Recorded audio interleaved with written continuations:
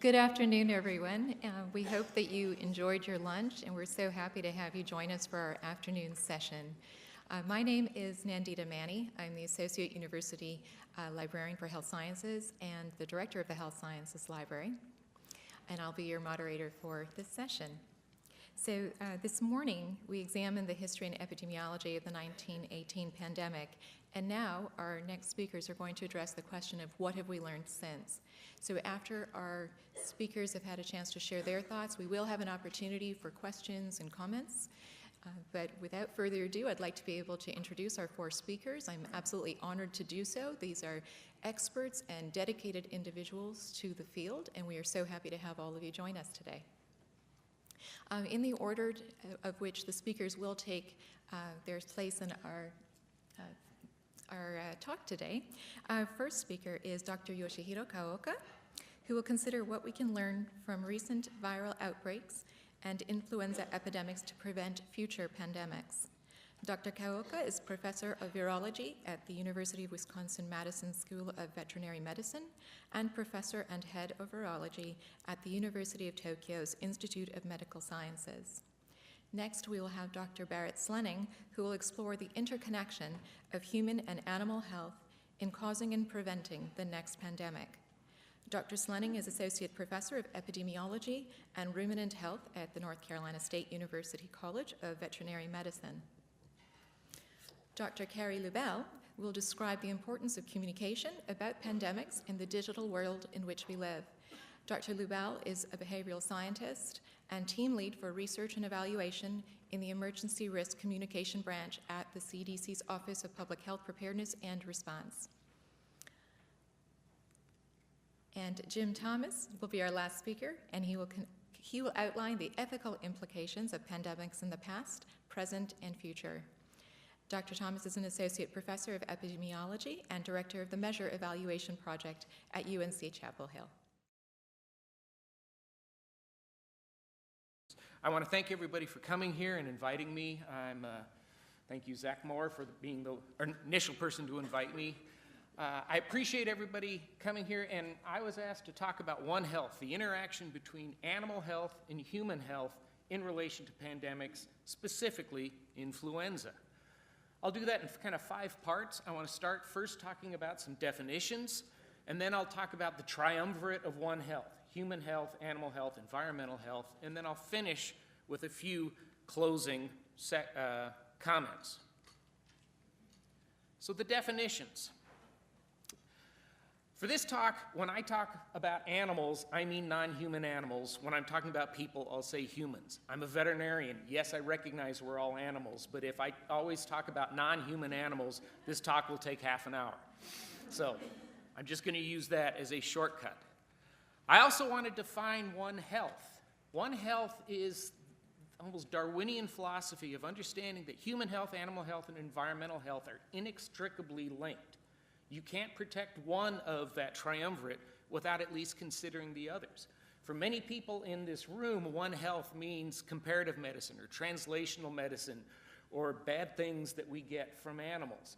And while, yeah, that is accomplished within One Health is far more than just those 3 things. It's the entire view of this holistic world in which we live in.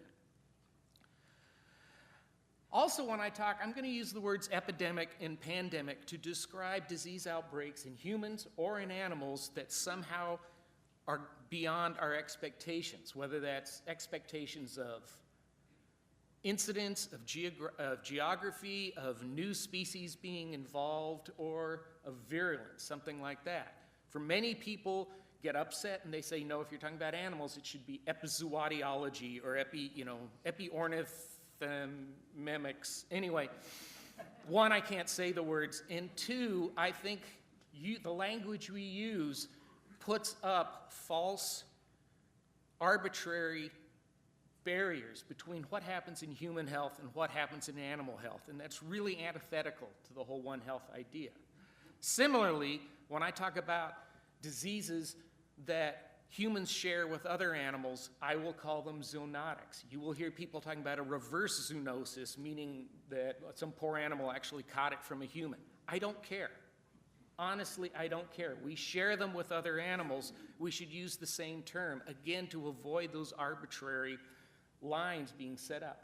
Because as Carrie is going to talk about next, language is really important. The definitions, the terms we use are important because it determines how we look at what's plausible, what's rational in causation and in how we might get a disease under control. And if our language limits our concepts, it's going to limit our ability to actually get the job done. So let's talk a little bit about some of the environmental aspects. Again, the triumvirate of One Health. As everybody in this room is aware, influenza in humans is very seasonal. It tends to hit in winter. We've just finished a fairly rough, or we're about at the end of a fairly rough influenza season. You may not be aware that the same thing happens with our domestic species, and I've got them listed over here. You may be surprised to see horses, but in a few minutes you'll see why I'm including horses in here. They are also tend to be seasonal. They tend to hit primarily in the winter. Why this happens, we're not really sure. It's a combination of viral ecology, host behavior, host biology, plus the fact that the primary reservoir for these wild birds are doing their migration periods at the start of winter and have moved from one area to another, potentially exposing groups that have not seen these viruses before. But we see decreased seasonality as you get into lower latitudes, that is, near to the equator. So there is something in the environment that is allowing this seasonality to occur. What you may not realize is that Morens and Taubenberger a few years ago were showing that this seasonality in winter is really kind of unusual. Up until the early 1700s, in Europe at least, the number of recorded events that looked like influenza, and yes, the historical record is spotty, but looked like influenza, about half of them occurred in the winter and about half of them occurred in the summer.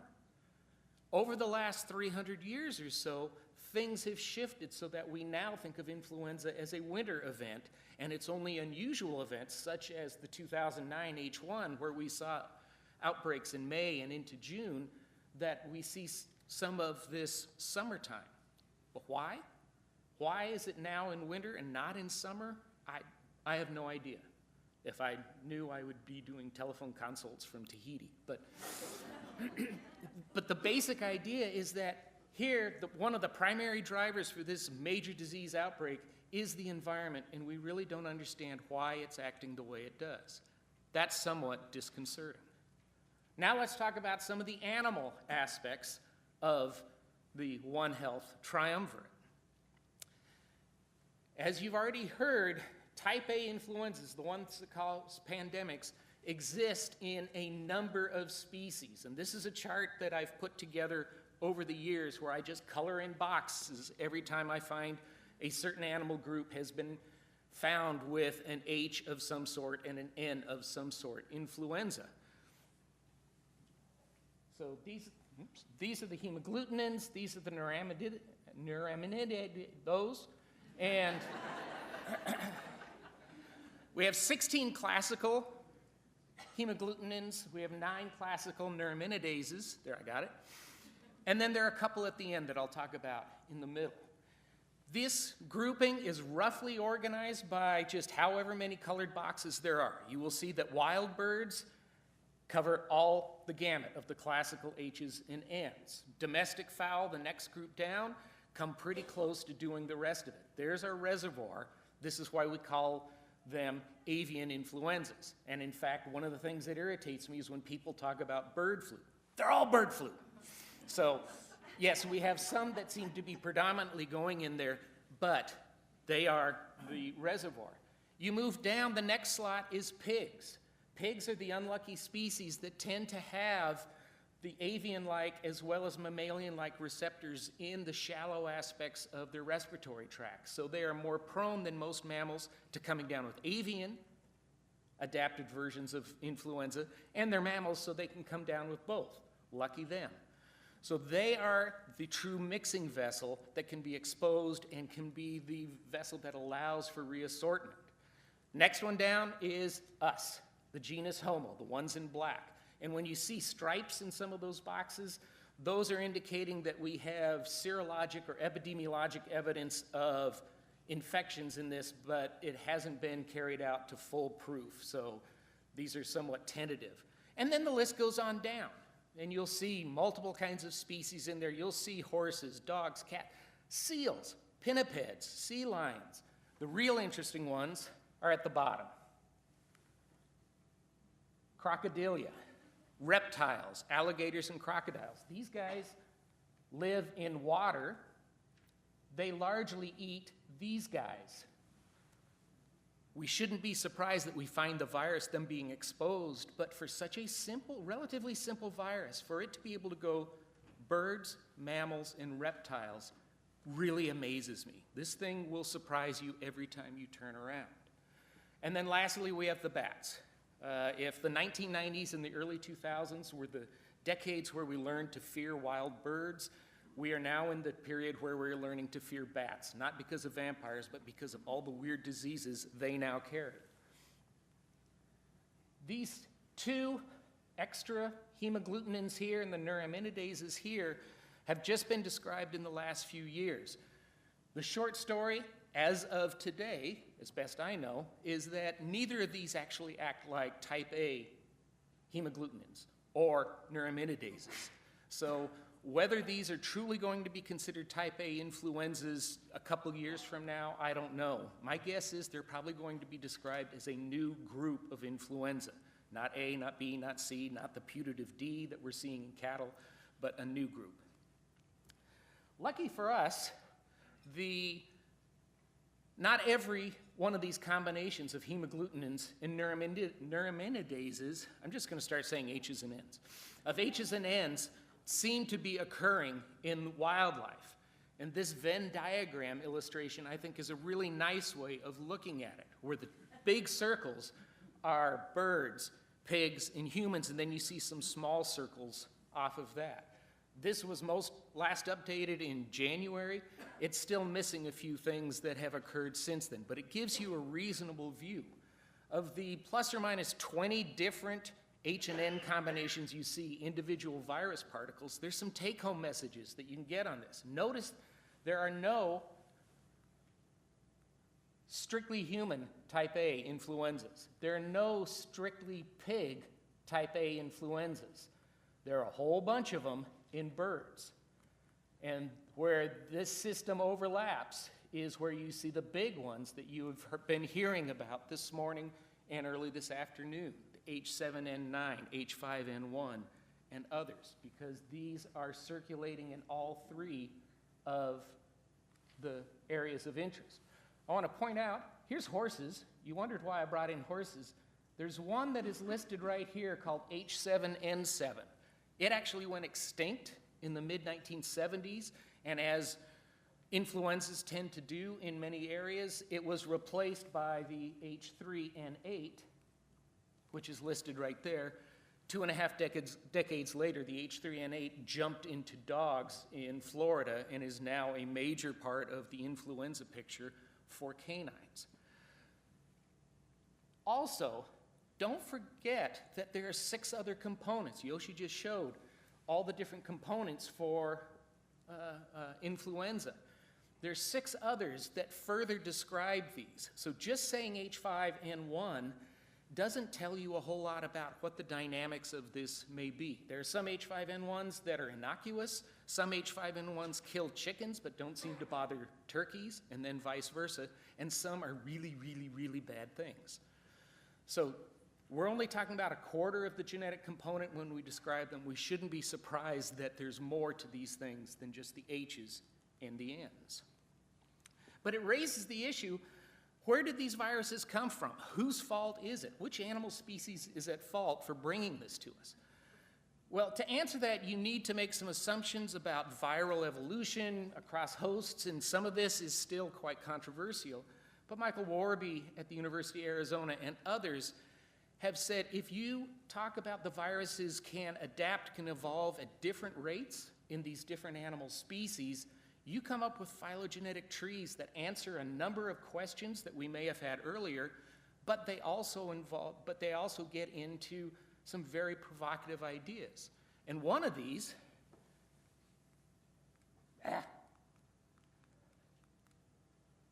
One of these is there's the equine H7N7. Again, it went extinct in the mid-70s.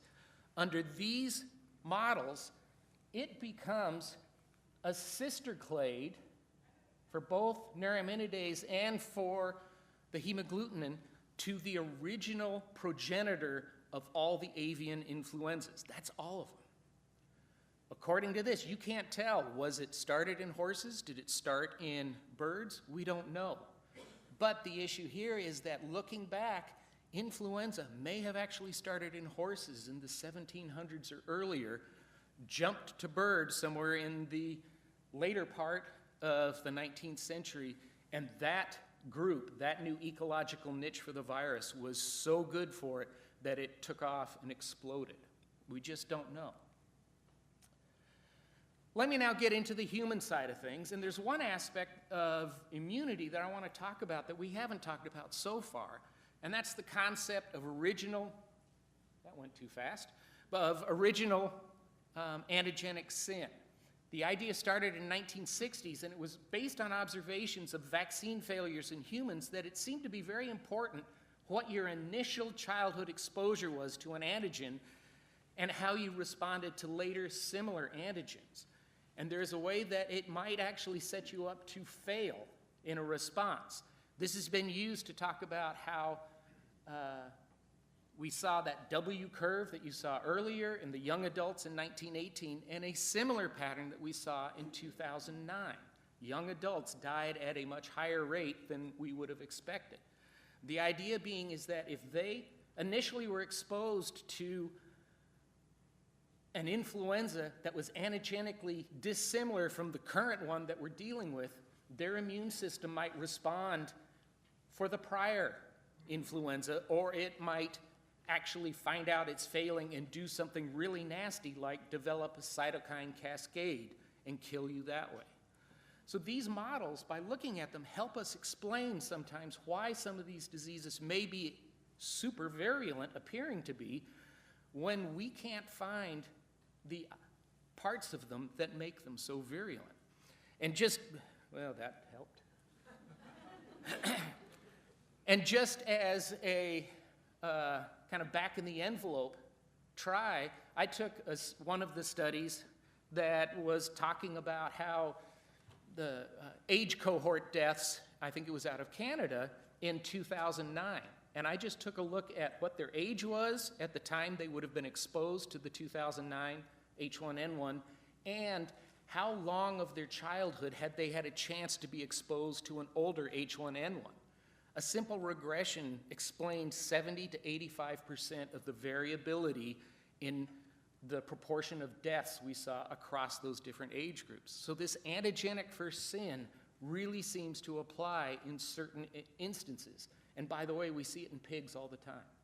So it goes, it's not just a human issue, it crosses at least mammals. But in humans, we have more than our biology. We have cultural issues. Understand that much of the world, there are susceptible people that live in very close proximity to susceptible animals. And this is a drawing of what is a fairly common way of doing very intensive protein production for humans, where you have people living on the first floor, all of their waste goes to the second floor, which is where the pigs are, all of their waste goes into the rice paddy water, where there are ducks and catfish. Like I said, this is one of the most amazing systems at producing human edible protein for feeding pregnant women, nursing mothers, and growing children. It is also perfectly set up to amplify and create pathogens that are going to be shared amongst multiple species. Not a big surprise, this is primarily used in Asia, South Asia. Where do a lot of our agents come from? Wanting to avoid the whole narrative aspect, but sometimes the narrative is correct. When we decide we're going to set up control programs, the first thing we do is we kill the pigs and we kill the birds. Well, if they are these people's income and main source of high-quality protein, are we really doing a good thing? Jim's going to come up at the end of this and talk about the ethics of some of these outbreaks, and I think this is a really important issue we need to think about. There are other aspects as well. Culture, economics, and the demographic move of populations towards cities is making us move more and more into markets where we're having to transport animals and food supplies into these markets. Live markets are common throughout Asia, where the birds, other kinds of animals are brought in, and they share. They're brought in from rural areas, they're commingled, they share all kinds of pathogens, and then they move out. We have seen this in influenza, it was SARS, it was Nipah virus, a variety of different outbreaks are related to these. And we know we can control these disease outbreaks by shutting down these markets. But again, you run into the ethics of what are these people going to do for food? What are they going to do for income? Our programs shouldn't be worse than the disease. A little bit on closing comments. Things are changing, and a lot of the changes are going to be challenging to us. Population growth and economic demand are going to be causing two major drivers that are going to hinder us. One, we're talking about a 25–35% increase in overall population, primarily in the area we call lesser developed countries, through the rest of this century. They, as they move up the economic scale, are going to be demanding higher quality foods, which means more animal protein. More animal protein demanded by more people means more intensive production, which is one of the issues we may face in designing new pathogens. It also means that we're going to have to be transporting food further, both within country and between countries. Currently, there are dark areas there in South America, Central Asia, and Africa. Those areas are going to fill in as population fills in. And then lastly, it's climate, both the physical climate and political climate. As climate change occurs, it's going to drive down production in much of the area where we're seeing the most growth in human populations, exacerbating the need for more transportation. And as we've already heard, the political climate from Congressman Price this morning is very difficult for us. It's easy for us to say, well, we don't need to worry about it, nothing happened. But that's when we really have to be concerned, because we need these issues, we need these capabilities to protect ourselves. So issues are going to get more difficult. They're going to affect the human side, the animal side, as well as the environmental side. Changes to the environment are going to affect animals and humans. All of these come together in this one health issue. It surrounds influenza as probably the poster child, but many, many other pathogens.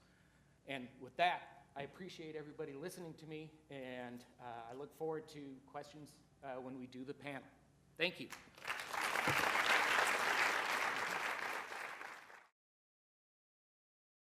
As an epidemiologist, I'm a social epidemiologist, and I am interested in patterns of disease in populations. And in those patterns, I see things that talk about who we are as a people. And for example, one of my pieces of research was on mass incarceration and how mass incarceration affects communities and who it affects. Says something about who we are as a people. At one point, I took a sabbatical, and with both feet, I jumped into these questions about who we are as a people and how we guide public health in ways that make us a better people. So I went into public health ethics, and when I emerged from that sabbatical, lo and behold, there was a lot of talk about pandemic flu, and voila, I was in ethics and pandemic flu, which brings me here to the podium. So let me walk you through some of the things that I have learned as I have dealt with ethics in pandemic influenza. So this here is a parade that occurred in Philadelphia, September 28th, 1918. This parade was held as a means to raise money for the war effort. It was the Liberty Loan Campaign to raise money. The Secretary of Treasury for the US said, as a backdrop to this, not for this parade specifically, said a man who can't lend his government $1.25 a week at the rate of 4% interest is not entitled to be an American citizen. So there was a lot of pressure for cities and other, maybe even states, to raise money to contribute to the war effort. So as they were planning for this parade, the epidemic was not really quite evident, the influenza epidemic, not quite evident within the populace of Philadelphia, but it was in the military and the bases that surrounded Philadelphia. In the nearby Navy base, there were 1,400 hospitalized cases for influenza. The epidemic was so great in the military, among soldiers in the Army, nationwide, that they canceled the next draft so that the new recruits wouldn't be exposed to influenza in these highly infected bases. So with that backdrop, there was a decision to nonetheless hold this parade because they wanted to raise the money and march. In doing so, they marched military through the center of the city and through these crowds, facilitating further transmission. So let's talk about what some of the ethical issues are in this particular picture and what's happening. Well, the things that make for an ethical issue, they deal with religion and with philosophy. And here is an image from one of the battles in the wars of religion in the 1600s in Europe. Much of our contemporary thinking about ethics comes from that period. Certainly it goes much further back, but some of our contemporary thinking, in particular about human rights, comes from this era where the human costs of war were so extreme, well beyond what we are experiencing today, that philosophers and theologians, after it was over, recoiled and stepped back and said, we need to be rethinking how we are interacting between different populations. And out of this emerged stronger wording and thinking about the sanctity of life, the equality of all humans, the equality of value of every human life, and rights that are inherent to being a person.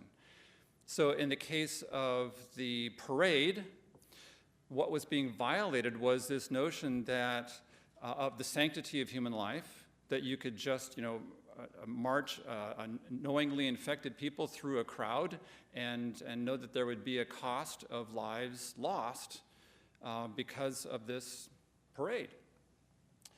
This is not a war from the 1600s. This is a sneeze. You can see a face in kind of a funny-looking green on the left, and the green projectiles are droplet spread, and the red is more of an aerosol that can hang in the air longer and go further. And this is how influenza is spread between humans, and now we know it's also spread between ferrets in the same way. There's about a 24 to 72 hour time between being exposed and having the symptoms. There's also the possibility with influenza of transmission that can occur before the symptoms occur, which then means that if we were living in a time of a pandemic, we would be concerned about everybody in this room as to whether that cough was coming from an infection or whether it was just an innocent cough having to do with pollen. Everybody becomes a risk to you in that kind of a context. And going back again to the parade, this meant that the crowds, if there had not been a parade of the military, if it had been just a movie with no exposure to any human beings from the focal point, but you had gathered a crowd together, that is putting people at risk. And knowing that biology is knowingly putting people at risk.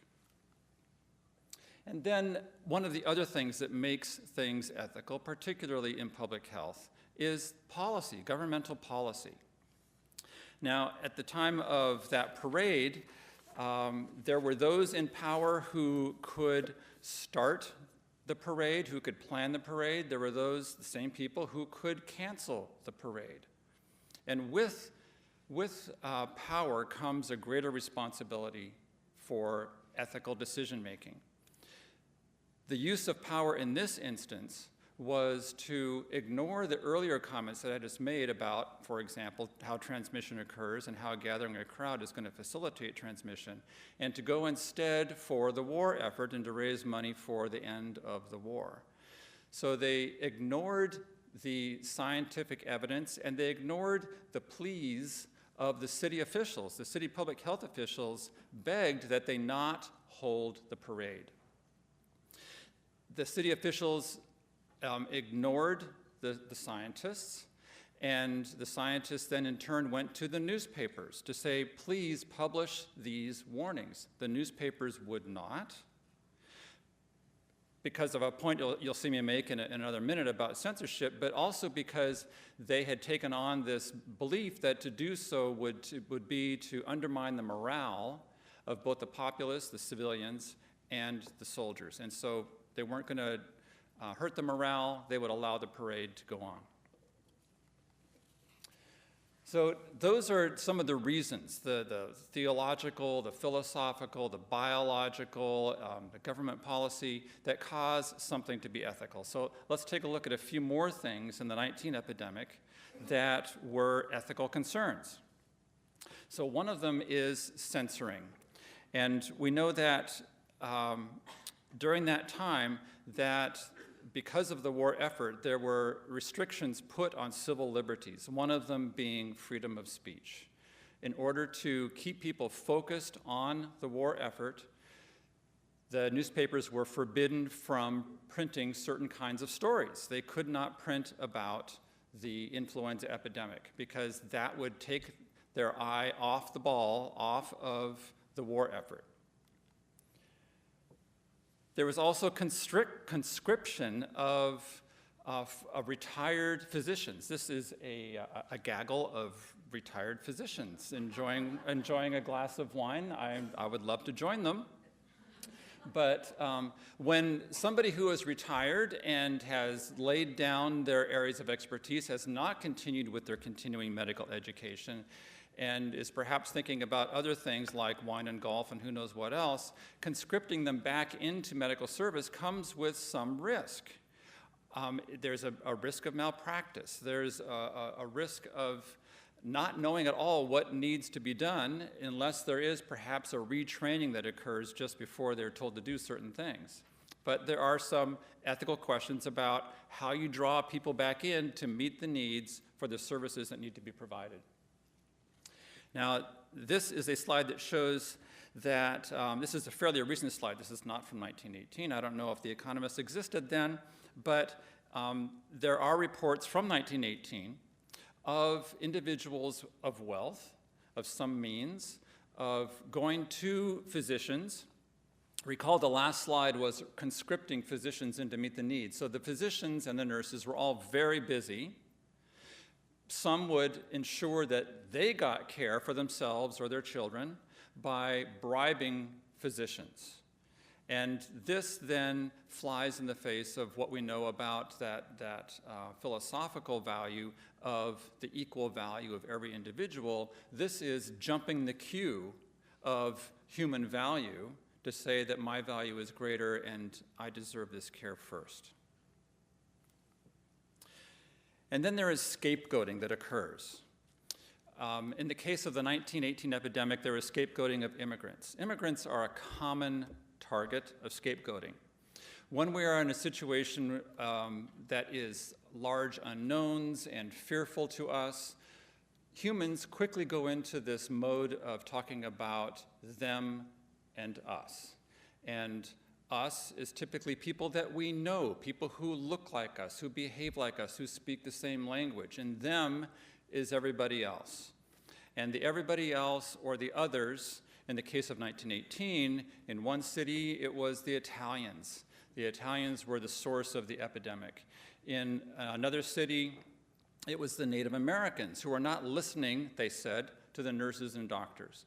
When there is a scapegoating, then there is a diversion of responsibility, that it's not my fault that this epidemic is occurring, it's someone else's, and that then, in thinking, allows people to constrain their civil liberties, the civil liberties of others, perhaps to put greater restrictions on those that they are blaming, and that leads to ethical lapses.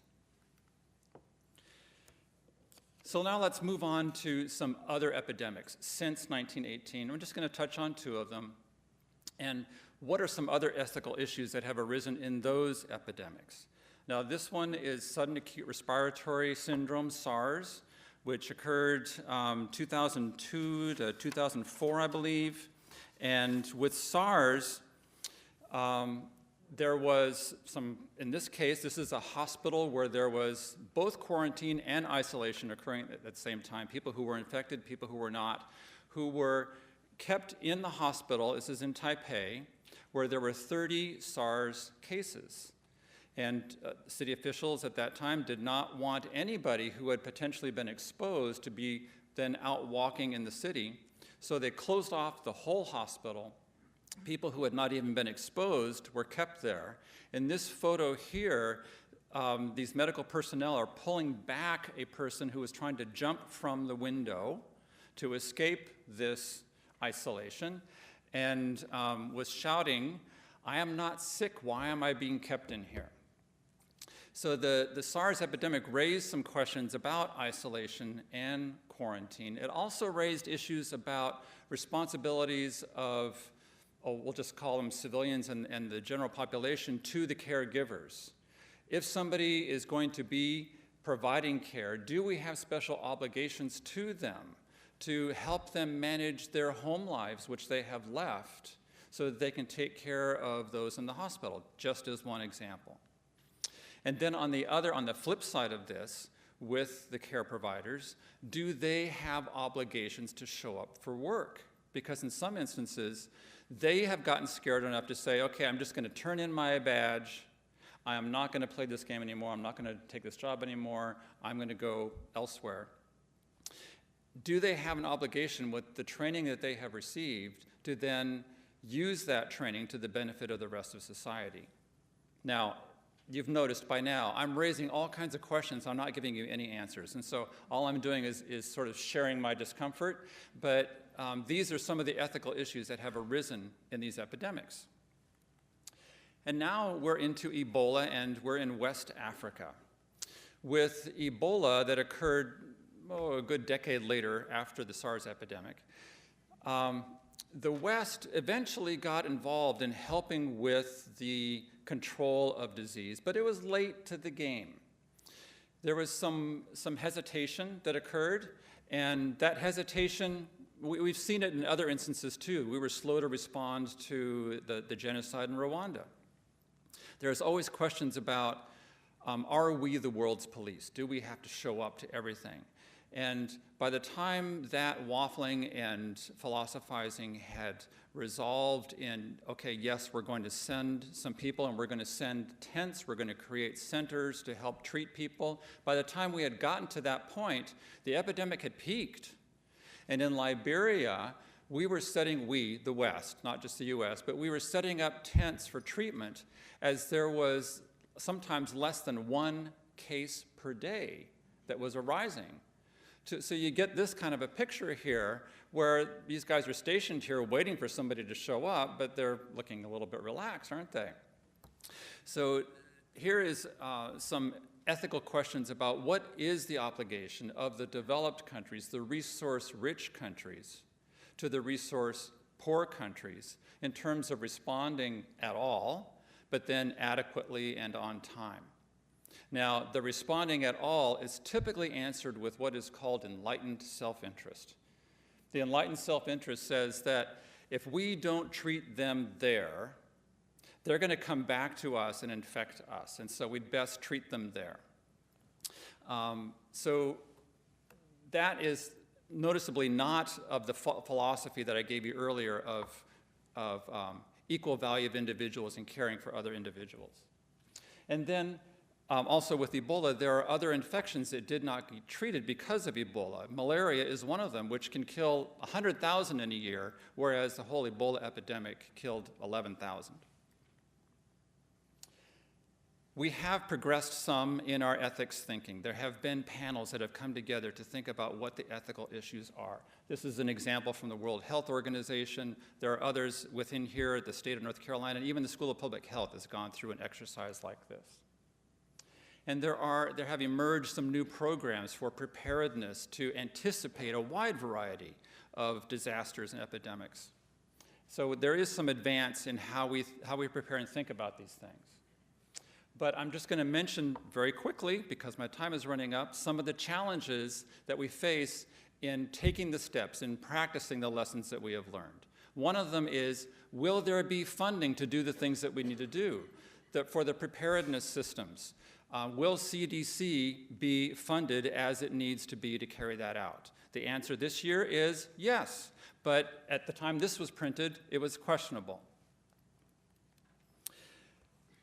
There are a few questions that suck all the ethical air out of the room. One of them is, with influenza, who is going to get the resources to stay alive when they are infected? Respirators is one of them. Influenza often merges into pneumonia, and respirators are needed. And there aren't enough. So who's going to get the respirator? Is it going to be this cute child with a teddy bear? Or is it going to be the farm worker who is grizzly and age-worn by years in the sun? Medical personnel love to debate these questions. Ethicists, too. In the discussions I've been in, it has been like 90% of the discussion has been around questions like this, but neglecting some others, one of which was alluded to earlier, like what do we do about the killing of birds when it's an avian epidemic and not yet human-to-human transmission? Governments will kill those flocks that show evidence of infection, wiping out the entire flock and the income, the livelihood of the family that was raising those for sale. What obligations do we have to those families? Fear is profitable. It draws attention. People will watch a movie that is about fear and raises fear. They will pay for the tickets. They will read the magazine and all the ads within. And so what do we do in a pandemic when we've got a 24-hour cable and fear draws people to that site? And then the fear, in turn, takes its toll on scapegoating and some of the other issues that I have raised. And then I'm going to end with, almost end with this question of the problem of zero, what I call the problem of zero in public health, where as you make progress in an epidemic, as you decrease the number, in this graph going from the right to the left, the cost per life saved increases because you have to maintain all the systems, and the people who are left are the ones who are the hardest to find, hardest to get to, so you may have to add to the systems to get to them. When the cost per life saved gets so high and the numbers are less impressive in terms of numbers of lives saved, the government loses interest, and they begin to look for alternatives where else they would place that money. And then on the other side, before an epidemic, we're starting at zero or at some endemic level where there's a trickling of cases, but it's not an epidemic yet. There again, we're dealing with the problem of zero, of how do we anticipate what we need to do, anticipate the systems that need to be set up, anticipate the ethical questions that we need to wrestle with when there isn't a sense of urgency. Public health is at its best when it's dealing with zeros, when it's getting to zeros, when it's thinking in advance of something greater than zero. But that area right around zero is very difficult to fund. And that's one of the inherent issues that public health faces. This is my last slide. And that is that ethics is clearest when seen in the rearview mirror. The United Nations Declaration of Human Rights came after the Holocaust. Research ethics came after the Tuskegee syphilis study. In this next pandemic, it's going to be after the pandemic that we recognize what we failed to imagine, what we failed to prepare for. That's, I think, probably one of the biggest issues around ethics, is that we seldom have the motivation to do something about it until it's too late, and we're doing it as a reactive exercise. So if you want to know more about public health ethics, you can go there, and thank you.